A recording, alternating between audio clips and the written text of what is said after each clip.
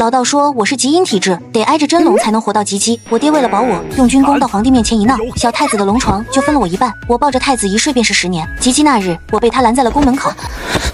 同床共枕10年，拍拍屁股就想走，你把我当什么了？看他那委屈样，我脱口而出：当阿贝贝。战功赫赫的镇国将军，人到中年才得了一女，全家把他当眼珠子疼。这女娃是极阴体质，将军府煞气又重，可怜她夜夜被阿飘惊吓，熬到6岁，魂给吓飞了。对，我就这么穿过来了。白胡子老道捋着胡子说我及笄前非得挨着真龙才能守住魂魄。我那光长个子不长脑子的兄长一听就蹦起来，那不就只剩造反一条路了？逆子！我爹气得抄起锤子就追，满屋子震得砰砰响。关键时刻，砰的一声，我娘一拍桌子：夫君，要不你去求求陛下，认咱莹莹当个义女，让她跟在陛下身边。白天好说，可夜里咋办？陛下夜里不得召个妃嫔啥的，总不能让她带着莹莹睡吧？那咱莹莹可怎么办啊？我娘一听，眼泪啪嗒啪嗒往下掉。真就只剩造反一条路了。哎呦喂，给我急的，这一家人的脑子啊！我赶紧张着漏风的嘴，挥着小肉拳头比划。皇帝的儿子也行吧？对呀，太子就比莹莹大3岁，让她夜里陪着睡。我娘又喜又忧，陛下能答应吗？我爹哐当把锤子往地上一扔。不答应我就去闹！说完，他一把抱起我，风风火火就往宫里头冲。御书房里，皇帝眼珠子都快瞪出来了。你要朕的太子给你闺女暖被窝？我爹把我往怀里一搂，眼泪鼻涕直流。臣没用啊，就知道在战场上砍人，到头来害惨了唯一的闺女啊！你就一个闺女，朕可也就一个嫡子呢。皇帝满脸的不乐意。啥？太子不是排行老4吗？前头仨难道不是您的种？皇帝气得脸都红了。朕说的是嫡子，嫡子！我爹那在战场上骂朕的嘴又秃噜了。那不还有仨儿子吗？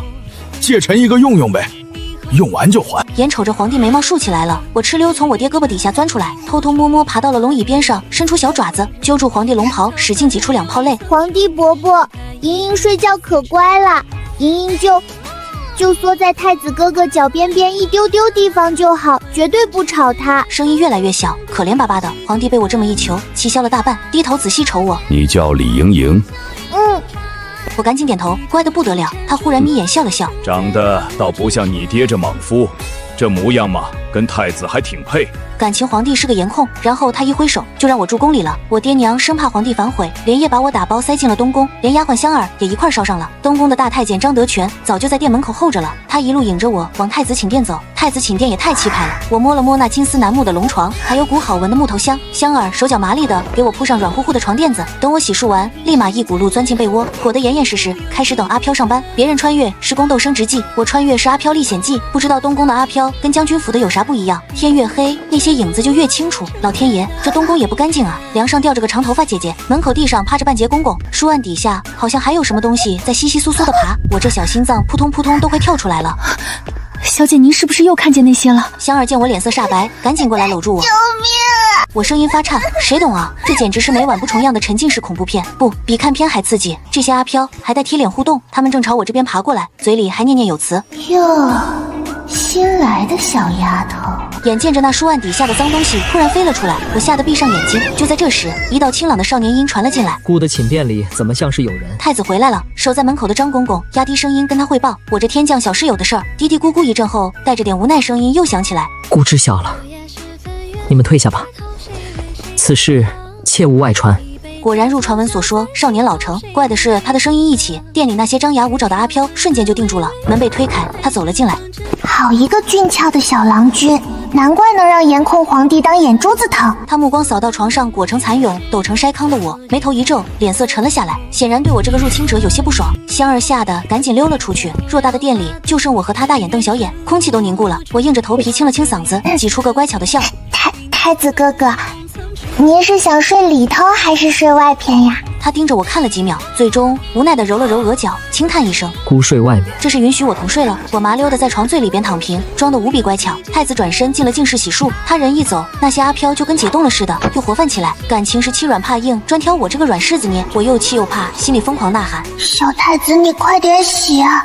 等他好不容易出来，阿飘那冰凉的爪子都快勾到我头发丝了。我眼泪汪汪地望向他，那一刻，我只觉得他浑身散发着温暖又圣洁的光芒，简直就是我的阿贝贝。小太子吹熄了最后一盏灯，轻手轻脚地爬上了床。黑暗中，他的声音贴着耳边响起：你叫莹莹。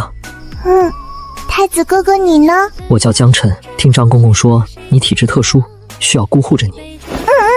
你一出现，那些阿龟嗖一下就没影啦。我悄悄伸出个小指头，试探着去勾他的手，只听他轻轻叹了口气。太傅说过男女7岁不同席，我们这样不大合规矩。可佛祖也说过，救人一命胜造7级浮屠呀。太子哥哥，您这不是在救我小命吗？我赶紧搬出大道理。他想了想道：我没有妹妹，以后你便是我妹妹了，哥会护着你。江晨像是下定决心，郑重的承诺，然后握住了我的手。睡吧，莹莹。小太子该不会是个妹控吧？这一夜再没恶鬼跑进梦里捣乱，握着我的阿贝贝，我睡得那叫一个香甜。打那以后，我跟江晨便开始了鸡飞狗跳的同居生活。京城里都传遍了，说我入了太后的眼，被他老人家接进宫里亲自教养。嘿嘿，他们哪里知道慈宁宫后头有扇小门，一穿过去就是东宫后花园。白天我跟皇子公主们在上书房里听课，故意跟江晨装作不熟。晚上陪太后用完膳，我就麻溜的从小门跑回东宫，眼巴巴的等着江晨来给我驱鬼。只是他这人也忒用功了点，回回都要熬到天黑透了才下晚课。那些阿飘们可精了，专挑这个点出来吓唬我，大概是知道时间紧任务重，连开场白都省了，上来就放大招。看了半个月东宫阿飘秀，我实在扛不住了，开始打起了歪主意，得想个法子把这要命的晚课给他搅黄了。这李太傅的晚课规矩严着呢，只有皇子们才有资格上。要说这宫里头最烦这晚课的，除了我，那就是三皇子江衡了。那小胖子跟我抱怨过好几回，说这破晚课害他老赶不上饭点。我用一只叫花鸡轻轻松松就把他拉成了同盟。当晚李太傅下旨的路上，就撞见了一胖一矮2只小鬼。我充分借鉴了东宫那些阿飘的看家本事，还添油加醋的升级了一番，直接把李太傅吓得撅了过去。我哆哆嗦嗦的捅了捅江衡，糟糕，玩脱了，吓死太傅该当何罪？那还用问，死罪！小胖子答的那叫一个干脆。于是当晚太医院里又风风火火闯进来2只嚎着救命的小鬼，李太傅是救回来了，可怜太医院的老院正差点又被我们吓撅过去。这么一闹腾，我2辈子加起来头一回被请了家长。我爹大半夜的让人从被窝里薅起来，直接拽进了宫。皇上开口就告状：李爱卿，你这闺女可了不得，撺掇着朕的儿子罢课。啥玩意儿？就为这破事儿？我爹当时就懵了，他还以为是边境又闹什么大乱子呢，急得连袜子都只套了1只就跑来了。要说脸皮厚，还得是我爹。他瞅了瞅太子，居然深深作了个礼。臣这不成器的闺女，以后就拜托太子殿下管教了。您该打就打，该骂就骂，千万别看老臣的面子。好嘛，这是铁了心受出不退了。江晨倒是一脸严肃，端端正正回了个礼。李将军言重了，莹莹是姑的妹妹，姑这个做兄长的，该管就得管。看着江晨那副绝世好哥哥的认真样，我心里正偷着乐呢。结果乐极生悲，我那只白嫩肉乎的小左手当场就被江晨拽过去，啪啪啪的10打10挨了10下板子，疼得我直抽气。为啥只打左手？因为右手得留着罚抄书啊。说好的妹控呢？就这，我跑到慈宁宫，一头趴在太后膝头，哭唧唧的告状，还特意把肿得像馒头似的左手举到他老人家眼前晃。太后眯眼一看，心疼得直拍大腿。哎呦喂，这小陈儿下手怎么没个轻重哟？我抽抽搭搭的加码，他还罚莹莹抄50遍宫规呢。太后一脸为难，陈儿如今是太子，他拿的主意，哀家也不好硬驳了他的面子啊。别看江晨年纪不大，那太子的架子可是实打实的，他要罚，连太后老祖宗都拦不住。我憋着一肚子气，一边吸溜着鼻涕，一边咬牙切齿的继续跟那堆公规较劲，心里头早把江晨祖宗18代都问候了个遍。我这头正抄得面目狰狞呢，小胖子江衡贼头贼脑的溜了进来，他一脸我有罪的表情，凑过来就拉我的伤爪。莹莹，听说你挨揍了，还特殷勤的把小嘴凑上去呼呼吹气。我正气不打一处来呢，谁都不想搭理。莹莹，别不理我呀！那天的事儿我本来都一个人扛了，父皇把我屁股都打开花了，谁知道四弟愣是把这事儿给查了个底，把你又给扯了进来。我一听说你也挨了罚，立马就拖着伤丁赶过来了。说着，江衡神秘兮兮的从袖子里掏出一罐药膏，挖了一大坨就往我手上糊。你试试可灵了。凉丝丝的，好像是舒服了点，手上的凉意让我脸色稍微好看了那么一丢丢，心想着小胖子关键时刻还算够意思，不像那个口是心非的江晨，嘴上哥哥妹妹叫，心却比石头还硬。等等，我突然反应过来，你拿你擦屁股的药给我擦手！我瞬间炸毛，提起脚就朝他踹过去。哎呦喂，轻点儿，我屁股还疼着呢！小胖子惨叫一声，嗖的一下像颗肉弹似的弹射出去，气得我拔腿就追。他在前头跑得屁滚尿流，我在后头追得杀气腾腾。追着追着，小胖子七拐八绕没影了，我气喘吁吁的停下，伸脖子一瞅，这地方怎么这么瘆得慌，阴森森的，该不会是冷宫吧？真是倒血霉了，脚下不知道绊了个什么东西，扑通一下，我直挺挺栽进了一口枯井里。我扯着嗓子玩命嚎，嗓子都快嚎劈了，救命啊！来人啊！可回应我的就井口那呜呜咽咽的冷风。这天还黑下来了，冷宫可是死过多少人的地方啊！我这不是送货上门吗？我狠狠吸了口气，正准备使出吃奶的劲儿再喊救命，嘴刚张开，井口上突然传来一阵叽喳的吵闹声。哟，好新鲜的小丫头，就是矮了点儿。这瞅见的都别跟我抢！谁说的？站着有话！我抬头一看，井口被一圈脑袋围得满满当当，清一色冷宫弃妃的打扮，那脸白得跟抹了墙灰似的。看不见，看不见。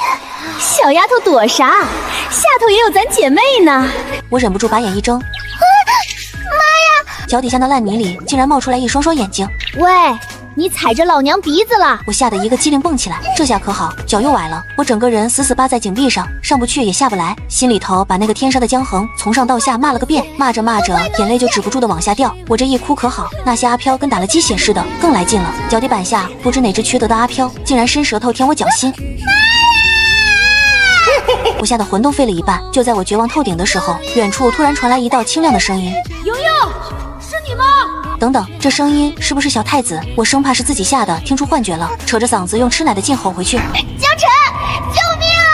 我在这儿！眨眼功夫，江晨那急切的喊声就到了井边上。莹莹别怕，哥哥来了。江晨一露面，刚才还嚣张的不行的阿飘，唰一下全没影了。死里逃生的我，整个人软绵绵的瘫在江晨怀里，缓过神来，眼泪吧嗒吧嗒往下掉。才来啊！吓死我了！有好多鬼，他们围着我。乖，不怕不怕，哥哥在呢。他们不光吓唬我，还伸舌头舔我脚底板，恶心死了！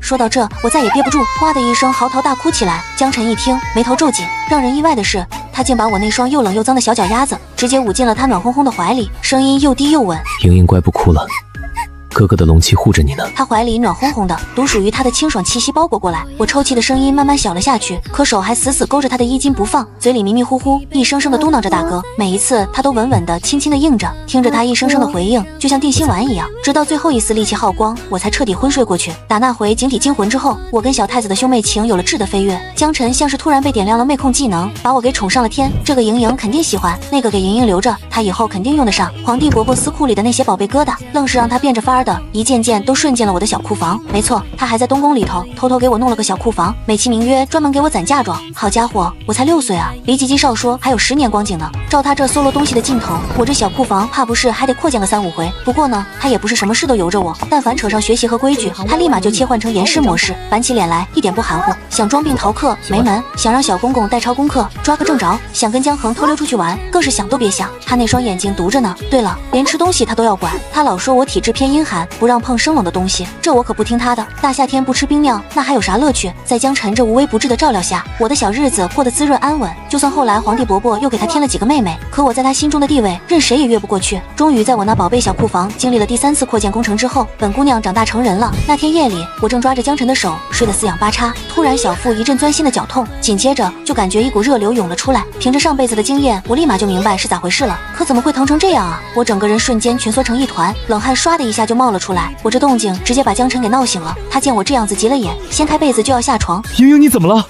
别怕，我这就让张公公去叫太医。不能叫太医，我也顾不上疼，死命拽住他的袖子。太医要是知道我睡在东宫，那还得了？可是你流血了。江晨的声音都变调了，指着床单，手指头都在抖。我臊得把脸埋进被子里。那个是来癸水了。江晨一听，整个人都僵住了，那张俊脸腾一下红到耳朵根，他嗖的从床上跳下来。我去找香儿，你等着。话音未落，人已经慌慌张张的冲出了门。等香儿帮我收拾干净，重新躺下，外头的天都蒙蒙亮了。江晨干脆也不睡了，侧身躺在我旁边，一只大手隔着衣服，小心翼翼地捂在我冰凉的小腹上，一边捂着，一边又开始了他那碎碎念模式。从明儿起，一口冰的都不许碰了，听见没？再馋也不行。皇祖母那儿我得亲自去打个招呼，省得他老人家心一软，又让你这小滑轮钻了空子。不行，还是得让太医瞧瞧，怎么会疼得这么厉害？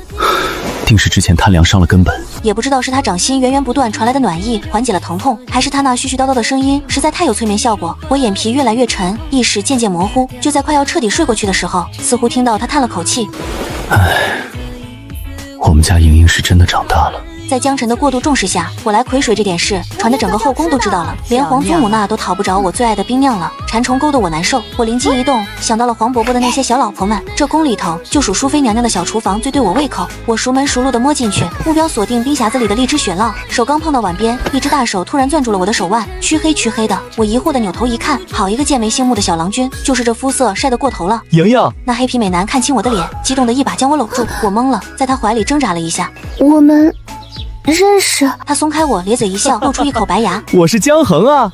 我惊得眼珠子都快掉出来了，围着他上下打量。你怎么瘦成这样了？还晒得跟块炭似的。江恒那张俊脸唰的一下涨得通红。父皇把我扔去军中历练，日晒雨淋的，能不变样吗？5年没见了，看着儿时的玩伴，我心里头又好笑又有点心疼。你怎么跑我母妃的小厨房里找吃的来了？江恒拉着我在小厨房门前的台阶上坐下。这些年你在宫里可有人欺负你？我俩就这么肩并肩坐着，你一口我一口的分着那碗冰酪，有一搭没一搭的聊着这些年的事儿，不知不觉都快天黑了。我猛地想起江晨还在等我一起用晚膳呢。小胖子，我得走了。等等！江恒也赶紧起身，一把拉住我的袖子，他像是有点不好意思，手忙脚乱的掏出个小玩意塞进我手心。这个我自己瞎琢磨着刻的，别嫌弃啊。我低头细看，是个小小的木雕女娃娃。这是我吗？是你10岁时候的样子。后来我一走就是5年。他挠了挠头，有点腼腆的笑了笑，指尖轻轻摩挲着那光滑的木雕小人。我眼睛有点发酸，吸了吸鼻子，上前一步，轻轻抱了抱他。小胖子，你回来真好。回到东宫时，天已经黑透了。自从上次在冷宫差点出事，江晨就再没让我在天黑后落过单。我轻手轻脚地迈进寝殿，一眼就瞧见江晨端坐在案桌前，桌上的晚膳纹丝未动，看着都凉透了。哥哥，你怎么不先吃啊？我赶紧凑过去，习惯性地扯住他的袖子晃了晃，想撒个娇蒙混过关，手腕却猛地被他攥住。莹莹去了哪里？御花园里那只狸猫下崽了，我瞧着可爱，逗着逗着就忘了时辰。我哪敢提偷吃冰酪的事儿，随口扯了个谎。莹莹什么时候学会说谎了？江晨的声音陡然冷了下来，那张俊脸也蒙上了一层薄怒。我心里咯噔一下，吓得缩了缩脖子。不就是偷吃了小半碗冰吗？至于这么大火气？江恒回来了。江晨的指腹在我手腕上不轻不重的摩挲了一下。莹莹这些年可有想他？啊，我懵了，怎么突然跳到小胖子身上了？脑子没转过来。当然想他啊！下意识就老实回答。这宫里头除了江晨，也就小胖子跟我最投缘了。他多会玩啊，哪有好吃的好玩的他门清。唉，他走了这5年，我都闷死了。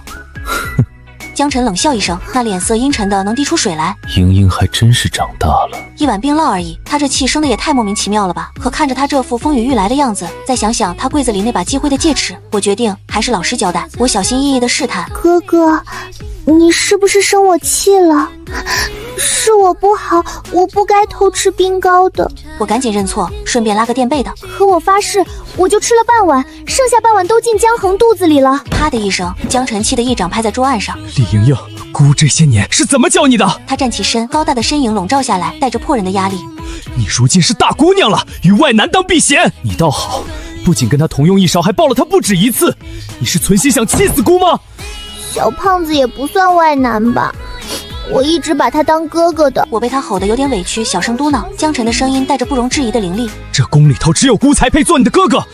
啊！当哥哥还带垄断的，小胖子怎么就不配了？算了，你是太子，你说了算。我识相的垂下脑袋，摆出一副我错了的乖巧模样，肚子也特别配合的咕噜叫了一声。江晨盯着我看了半晌，那骇人的气势终于缓了缓，他深吸一口气，扬声吩咐重新上几道热菜，自己却皱着眉拿起筷子吃起那几盘冷掉的菜。我刚夹了一筷子热腾腾的菜塞进嘴里，还没嚼2下，江晨突然开口：莹莹再没有别的事瞒着哥哥了吧？我吓得差点噎住，赶紧胡乱把嘴里的东西咽下去，头摇得像拨浪鼓。没了，绝对没了。哎。其实还真有一件，那就是自打来了癸水，我好像就再也看不见那些阿飘了。我明白自己确实没理由继续赖在东宫了，可是有件事实在有点难以启齿，那就是我睡觉的时候非得勾着江晨的小手指不可，不勾着的话翻来覆去睡不着。自从发现再也看不见那些东西之后，我其实偷偷试过，半夜里把手从他那儿抽回来。